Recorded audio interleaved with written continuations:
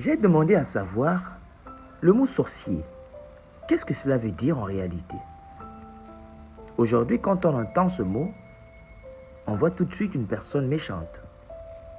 Celui qui cause les pertes humaines, c'est-à-dire qui tue, qui trouble la société et même les familles. Celui qui détruit et ne construit pas. Plus loin, qui boit du sang humain et qui mange de la chair humaine.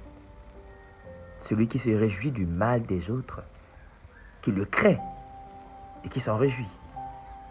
Voici l'idée derrière l'expression sorcier.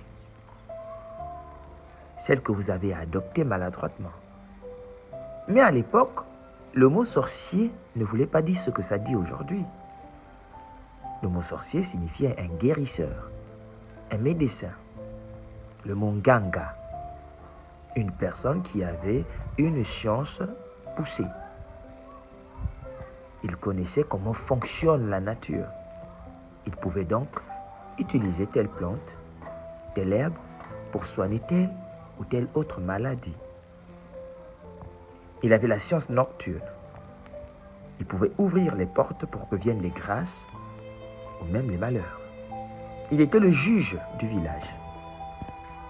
Et dans le village, quand quelqu'un avait des problèmes, on disait d'aller voir le sorcier du village. Mais avec le temps, la connotation a été changée. Ce mot est devenu péjoratif. Sinon, pourquoi vous dites Yeshunganga Monene? Est-ce que vous parlez là d'une personne méchante qui boit du sang humain et qui mange de la chair humaine? La sorcellerie, ce n'est rien d'autre qu'un pouvoir, simplement, mais dont l'objectivité est conditionnée par la nature de nos émotions.